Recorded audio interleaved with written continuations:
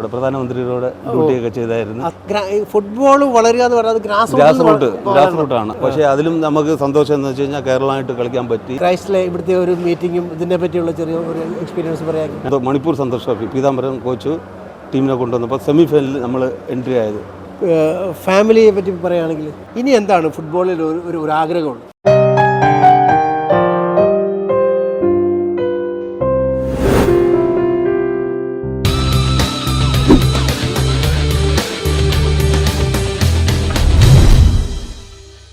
Hi friends, സ്പർശന ആർട്സിൻ്റെ ഒരു പുതിയ എപ്പിസോഡിലേക്ക് എല്ലാവർക്കും സ്വാഗതം. ഇന്ന് കേരള സന്തോഷ് ട്രോഫി എന്ന ഈ പരമ്പരയിൽ ഇന്ന് നമുക്ക് ഗസ്റ്റായി കിട്ടിയിരിക്കുന്നത് ഇഗ്നേഷ്യസ് സാറിനെയാണ്. സർവീസസിൻ്റെ മുൻ ക്യാപ്റ്റൻ കൂടിയായിരുന്ന അദ്ദേഹത്തിൻ്റെ വിശേഷങ്ങൾ നമുക്ക് അദ്ദേഹത്തിന് തന്നെ കേൾക്കാം. ഇഗ്നേഷ്യസ് സാർ, സ്പർശന ആർട്സിൻ്റെ കേരള സന്തോഷ് ട്രോഫി എന്ന ഈ പരമ്പരയിലേക്ക് ഞാൻ സ്വാഗതം ചെയ്യുകയാണ്. Thank you. ഇന്നിപ്പോൾ നമ്മൾ ഈ ക്രൈസ്റ്റ് കോളേജിൻ്റെ ഈ ഓഡിറ്റോറിയത്തിൽ ഇരുന്നാണ് നമ്മളിന്ന് സംസാരിക്കുന്നത്. സാറിൻ്റെ ഈ ക്രൈസ്റ്റ് കോളേജിൽ നിന്നുള്ള ആ ഒരു ഫുട്ബോളിൻ്റെ തുടക്കത്തെക്കുറിച്ചൊന്ന് പറയുകയാണെങ്കിൽ. തീർച്ചയായിട്ടും ഞാൻ വന്നിട്ട് 88, 89, 90 ആ കാലഘട്ടങ്ങളിലാണ് ക്രൈസ്റ്റിൽ പഠിച്ചത്. പീതാംബരൻ ചാത്തുണ്ണി കോച്ചായിരുന്നു, നമ്മുടെ ഫസ്റ്റ് കോളേജിൻ്റെ കോച്ചായിരുന്നു. അതിനുശേഷം നമ്മൾ കോളേജ്, ഇൻ്റർ കോളേജ്, കാലിക്കറ്റ് യൂണിവേഴ്സിറ്റി, അങ്ങനെ വേണ്ട അധികം ടൂർണമെൻറ്റൊക്കെ നമ്മൾ കോളേജിൽ നിന്ന് കളിച്ചിട്ടുണ്ടായിരുന്നു. കോച്ച് വന്നിട്ട് ട്രിവാൻഡ്രത്തോട്ട് പോയതിന് ശേഷം പീതാംബരം കോച്ചായിരുന്നു നമ്മൾ കോളേജിലോട്ട് വന്നത്. അതിന് മുന്നൊക്കെ വന്നിട്ട് ഒത്തിരി സീനിയേഴ്സും ഒത്തിരി വലിയ ഇന്ത്യൻ താരങ്ങളടക്കം കളിച്ച് സ്പോർട്സ് ഹോസ്റ്റലിലൊക്കെ നിന്ന് പോയവർ നമ്മുടെ കോളേജിൻ്റെ ഒരു ചരിത്രമാണ്. അത് ക്രൈസ്റ്റ് കോളേജിന് വേണ്ടി കളിച്ചു. കാലിക്കറ്റ് യൂണിവേഴ്സിറ്റി അവരൊക്കെ വന്നിട്ട് പോലീസിലാവട്ടെ വേറെ ഡിപ്പാർട്ട്മെൻറ്റിലും വലിയ നിലയിലൊക്കെ ഇരിക്കുന്ന വ്യക്തികളാണ്. ഇന്ത്യൻ ക്യാപ്റ്റന്മാർ. അതെ, തീർച്ചയായിട്ടും. കാലിക്കറ്റ് യൂണിവേഴ്സിറ്റിക്ക് വേണ്ടി കളിക്കാൻ പറ്റിയോ? കാലിക്കറ്റ് യൂണിവേഴ്സിറ്റിയിലുണ്ടായിരുന്നു. അപ്പോൾ നമുക്ക് ആ സമയത്ത് ആരായിരുന്നു കോച്ച്? നമ്മുടെ ഉസ്മാൻ സാറും വിക്രം മഞ്ഞല. അതെ, ആ സമയത്തായിരുന്നു. പിന്നെ സർവീസസിന് എത്ര വർഷം കളിച്ചു? സർവീസസ് ആക്ച്വലി വന്നിട്ട് എൻ്റെ സർട്ടിഫിക്കറ്റ് കൊള്ള വന്നിട്ട് 6 ടൈമാണ്. അല്ലാണ്ട് അതിൽ 3 തവണ ക്യാപ്റ്റൻഷിപ്പും ചെയ്തായിരുന്നു. National games, world military games, national ഗെയിംസിൽ അതിലും ക്യാപ്റ്റൻഷിപ്പൊക്കെ ചെയ്തായിരുന്നു. അല്ലാണ്ട് നമ്മൾ മിലിറ്ററി ഗെയിംസൊക്കെ പാർട്ടിസിപ്പേറ്റ് ചെയ്ത് വേറെ പുറത്തോട്ടൊക്കെ പോയി കളിക്കേണ്ട അവസരങ്ങളൊക്കെ ലഭിച്ചായിരുന്നു. അതിലും എനിക്ക് സന്തോഷം എന്താണെന്ന് വെച്ച് കഴിഞ്ഞാൽ ഞാൻ ഈ സ്പോർട്സ്മാനിൽ ഫുട്ബോൾ MEG സെൻട്രലിൽ 24 ഇയേഴ്സ് സർവീസ് ചെയ്തായിരുന്നു. എവിടെയായിരുന്നു നിങ്ങളുടെ ബേസ് ക്യാമ്പ്? എൻ്റെ വന്നിട്ട് ഞങ്ങളുടെ MEG സെൻറ്റർ ബാംഗ്ലൂരിലായിരുന്നു. അവിടെ വന്നിട്ട് നമ്മൾ സ്റ്റേറ്റ് ലീഗും അങ്ങനെ അവിടെ കളിച്ചിരുന്നു. എന്നിട്ട് അവിടെ ടീമിൻ്റെ കോച്ചായിട്ട് തന്നെ സൂപ്പർ എഡിഷൻ ലീഗൊക്കെ വിൻ ചെയ്തായിരുന്നു. പിന്നെ അതിനുശേഷം അവിടെ നിന്ന് പോസ്റ്റിംഗ് പോകേണ്ടി വന്നു. പോസ്റ്റിംഗ് പോയിട്ട് പിന്നെ PM-ൻ്റെ കൂടെ, പ്രധാനമന്ത്രിയുടെ ഡ്യൂട്ടിയൊക്കെ ചെയ്തായിരുന്നു. മൻമോഹൻ സിംഗ് ആയിരുന്നു ആ സമയത്ത്. SPG-യിലല്ല, ഞാൻ SFF-ലാണ്. സ്പെഷ്യൽ ഫ്രണ്ടിയർ ഫോഴ്സ് എന്ന് പറഞ്ഞിട്ട് ചക്രത്ത, ഡെറാഡൂണിൽ നിന്ന് മുകളിലോട്ട് പോകും. അവിടെയൊക്കെ ആ ഒരു എക്സ്പീരിയൻസ് കിട്ടിയായിരുന്നു. BD സ്ക്വാഡിൻ്റെ കൂടെ വർക്ക് ചെയ്യേണ്ട ഒരു അവസരങ്ങളൊക്കെ കിട്ടിയായിരുന്നു.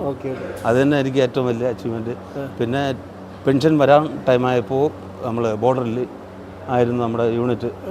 ചൈന അവിടെ പ്രശ്നം നടക്കുമ്പോൾ അരുണാചലിൽ നമ്മൾ വന്നിട്ട് ടോക്ലാൻ അവിടെ നിന്ന് വന്നിട്ട് 52 ഒത്തിരി സ്ഥലങ്ങൾ അവിടെ ഉണ്ടായിരുന്നു. അവിടെ ആയിരുന്നു നമ്മൾ വർക്കും പരിപാടിയും. ലാസ്റ്റിൽ ഷെൽട്ടറിൻ്റെ കാര്യങ്ങളും എല്ലായിരുന്നു. അവിടെ നിന്നാണ് ഞാൻ പെൻഷൻ 21 ജൂണിൽ പെൻഷൻ ആവുന്നത്. ഫാമിലിയെ പറ്റി പറയുകയാണെങ്കിൽ, ഫാമിലി വന്നിട്ട് എനിക്ക് 3 മക്കളുണ്ട്. ഭാര്യ ഷീബ, മൂത്ത ആൾ ക്രിസ് ക്ലൈവറ്റ് ഇഗ്നേഷ്യസ്, രണ്ടാമത്തെ മോൻ ഡോൺ ക്രിസ് ഇഗ്നേഷ്യസ്, മൂന്നാമത് ഹന്ന ഇഗ്നേഷ്യസ്. മൂത്ത ആൾ ഡിഗ്രിയൊക്കെ കഴിഞ്ഞു, ഇപ്പോൾ മാസ്റ്റർ സ്റ്റഡിക്ക് വേണ്ടി പ്രിപ്പയർ ചെയ്യുക. വൈഫ് വന്നിട്ട് വീട്ടിൽ തന്നെയാണ്, മക്കളെ നോക്കി. അപ്പോൾ റിട്ടയർമെൻറ്റിന് ശേഷം ഫുട്ബോളുമായിട്ട് എങ്ങനെയാണ് ഒരു കണക്ഷൻ? ഫുട്ബോളുമായിട്ട് ഇപ്പോൾ കോൾ FC-യോടും കൂടിയുള്ള കോൾ FC-യുടെ എബിൻ പറഞ്ഞായിരുന്നു ചേട്ടൻ കൂടെ നിൽക്കണം. ഞാൻ പറഞ്ഞു ഞാൻ അങ്ങനെ സാധാരണ അല്ല, അത് സാറൊന്നുമില്ല, ചേട്ടൻ കൂടെ നിന്ന് എനിക്കൊരു ഹെൽപ്പായിട്ട് നിൽക്കണം അങ്ങനെ പറഞ്ഞു. അപ്പോൾ എനിക്കും വലിയൊരു എക്സ്പീരിയൻസ് ആയിരുന്നു എബിൻ്റെ കൂടെ അവിടെ കോൾ FC ടീമിൻ്റെയോടൊപ്പം KPL പോകാനും അങ്ങനെ പല ടൂർണമെൻറ്റുകളിലും പോകാനും. പിന്നെ നമുക്ക് വന്നിട്ട് ഇവിടെ തന്നെ നീലഗിരി ടൂർണമെൻറ്റ് നമ്മൾ പോലീസുമായിട്ടൊക്കെ കളിച്ച് ആ ടൂർണമെൻറ്റ് 2-0 നമ്മൾ തന്നെ ജയിച്ചത് നമ്മുടെ പിള്ളേർ. അതൊരു വലിയൊരു എക്സ്പീരിയൻസ് തന്നെയായിരുന്നു. അങ്ങനെ ഇപ്പോൾ KPL അത്യാവശ്യം നല്ല രീതിക്കാണ്. അത് ജസ്റ്റ് ലാസ്റ്റ് 1 സെക്കൻഡ് ഒരു ഗോൾ വാങ്ങിച്ച എക്സ്ട്രാ ടൈമിൽ അതിൽ വന്നിട്ട് ബെസ്റ്റ് 6-ൽ വരാൻ പറ്റില്ല. എന്നാലും നല്ല അച്ചീവ്മെൻറ്റും പെർഫോമൻസ് ആയിരുന്നു. ഒരു ഹാർഡ് വർക്കറാണ്. പിന്നെ അല്ലാണ്ട് ഇപ്പോൾ KSL-ൻ്റെ പ്ലാനിങ് നടക്കുന്നുണ്ട്. ഇപ്പോൾ അതിലേക്ക് പിന്നെ നാളെ നമ്മുടെ ലിഫുമായിട്ട് കളിയുണ്ട്. നിങ്ങളുടെ ഒരു കളി സായി ആയിട്ടുള്ള ഒരു കളി ഞാൻ വന്നിരുന്നു ട്രിവാൻഡ്രത്ത് കാണാൻ. കോളേജ് ഞാനന്ന് ടീമിൻ്റെ കൂടുതലുണ്ടായിരുന്നു. വളരെ ഇതുണ്ടായിരുന്നു. അപ്പോൾ ഇന്നത്തെ നിങ്ങളുടെ ഒരു ക്രൈസ്റ്റിലെ ഇവിടുത്തെ ഒരു മീറ്റിങ്ങും ഇതിനെ പറ്റിയുള്ള ചെറിയ ഒരു എക്സ്പീരിയൻസ് പറയാം. ഞങ്ങൾ വന്നിട്ട് സ്പോർട്സ് ഹോസ്റ്റലിലായിരുന്നു. ഞങ്ങൾ ട്രിവാൻഡ്രത്ത് 6 പേരുണ്ടായിരുന്നു ആ സമയത്ത്. മന്ത്രി നീല ലോഹിദാസ് നാടൻ ആ സമയത്തായിരുന്നു ഞങ്ങൾ സ്പോർട്സ് ഹോസ്റ്റലിലോട്ട് സെലക്ഷനായിട്ട് കാലിക്കറ്റ് യൂണിവേഴ്സിറ്റി ക്രൈസ്റ്റ് ഇരിങ്ങാലക്കുട കോളേജിലോട്ട് ട്രിവാൻഡ്രത്ത് 6 പേര്, ആലപ്പുഴയിൽ നിന്ന് ഒരാൾ. അപ്പോൾ ഈ നമ്മുടെ ഷറഫലിയൊക്കെ ഞങ്ങളുടെയൊക്കെ ഒത്തിരി സീനിയറാണ്, സീനിയർ ബാച്ചൊക്കെയാണ്. അവരൊക്കെയാണ് തുടക്കത്തിൽ സ്പോർട്സ് ഹോസ്റ്റലിൽ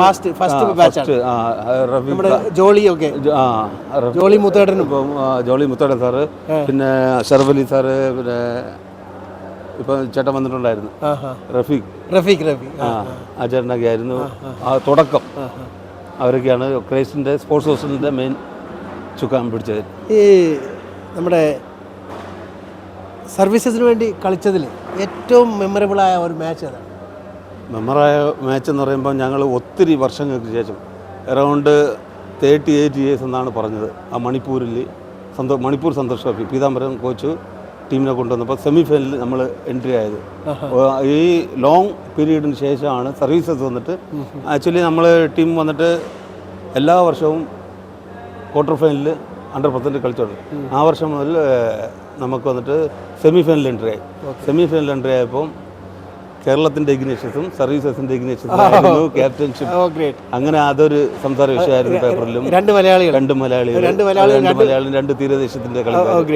അങ്ങനെ ആയപ്പോൾ അതൊരു സംസാര വിഷയമായിരുന്നു അന്ന്.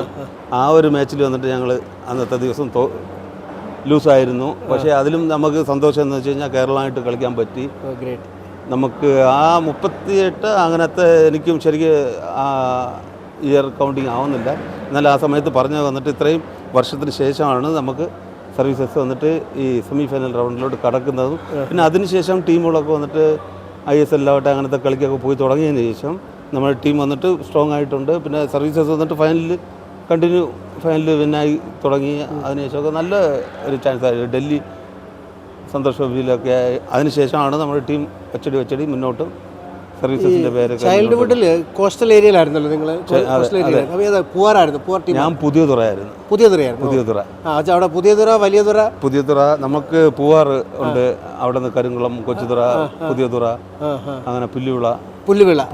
ഞാൻ പഠിച്ചത് ലിയോ 13 HSലാണ്. ആ സ്കൂൾ ഗ്രൗണ്ടിലാണ്. ഒരുപാട് കളിക്കാരുണ്ട്. ഒത്തിരി കളിക്കാർ. അതെന്ന് വെച്ചാൽ ഞങ്ങൾക്ക് ആ തീരദേശം എന്ന് പറയുമ്പോൾ നാച്ചുറൽ ആ ഒരു ഫിസിക്കാണ് എല്ലാവരും. ഫിസിക്കലി സ്ട്രെങ്ത് ആണല്ലോ. സ്റ്റാൻഡ് ട്രെയിനിങ്ങും അത് ഇതൊക്കെ എന്ന് പറയുമ്പോൾ ഒരു നല്ലൊരു അറ്റ്മോസ്ഫിയറൊക്കെയാണ് ആ സ്പോർട്സ്മാൻ വന്നിട്ട്.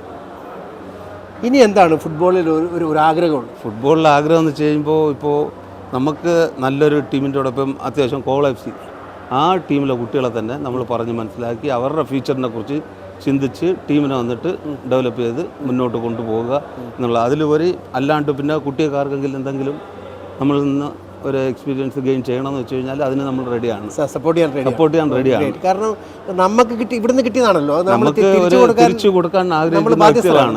അതിന് കുട്ടികൾ മുന്നോട്ട് വന്നു കഴിഞ്ഞാൽ അത് 100% നമ്മൾ എക്സ്പീരിയൻസ് നമ്മൾ ഡിസ്ട്രിബ്യൂട്ട് ചെയ്യുന്നതായിരിക്കും. അതിനൊരിക്കലും നമ്മൾ പിന്മാറുന്ന ഒരു നമ്മുടെ ഈ സ്പർശന ആർട്സിൻ്റെ ഈ പ്രോഗ്രാം എപ്പോഴും കാണാനുള്ള ഞാൻ തീർച്ചയായിട്ടും കാണാനുണ്ടായിരുന്നു. നമ്മൾ സന്തോഷ് ട്രോഫി ഫസ്റ്റ് പിന്നെ മഹാരാജാസിൽ വെച്ച് നടന്നപ്പോൾ ലൈവ് വന്നായിരുന്നു. അല്ലാണ്ട് സാറ് തന്നെ വന്നിട്ട് നമുക്ക് ലിങ്കൊക്കെ അയച്ചു തരുമ്പോൾ അത് കാണും. പിന്നെ സന്തോഷ് ട്രോഫി പ്ലേയേഴ്സിനെ ഇന്ത്യ കേരളത്തിലെ സന്തോഷ് ട്രോഫി പ്ലേയേഴ്സിനെ 200 and above അത് വന്നിട്ട് ഇൻ്റർവ്യൂ എടുത്തിട്ടുള്ള കാര്യം അറിയാം. ഓക്കെ, എന്തായാലും ഇങ്ങനെ സാറിനെ ഇങ്ങനെ ചെറിയൊരു ഇൻ്റർവ്യൂ ചെയ്യാൻ പറ്റിയതിൽ അതിയായ സന്തോഷമുണ്ട്. ഞങ്ങൾ യാത്ര തുടർന്നുകൊണ്ടിരിക്കുകയാണ്. ഞങ്ങളിപ്പോൾ ഇന്ന് രാവിലെ ഞങ്ങൾ മാർ ബേസിൽ സ്കൂളിലായിരുന്നു. സ്കൂളിൽ അവിടുത്തെ പുതിയ കുഞ്ഞുങ്ങളാണ് വളർന്നു വരുന്നവർ. അവരെ മാക്സിമം പ്രൊമോട്ട് ചെയ്യുക. ഇനിയിപ്പോൾ നമുക്ക് ഫുട്ബോൾ വളരുക എന്ന് പറയുന്നത് ഗ്രാസ് റൂട്ടാണ്. എങ്കിൽ മാത്രമേ ഫുട്ബോൾ ഉണ്ടാവൂ. ഫുട്ബോൾ വന്നിട്ട് ഇപ്പം പണ്ടത്തെ പോലെ അല്ല.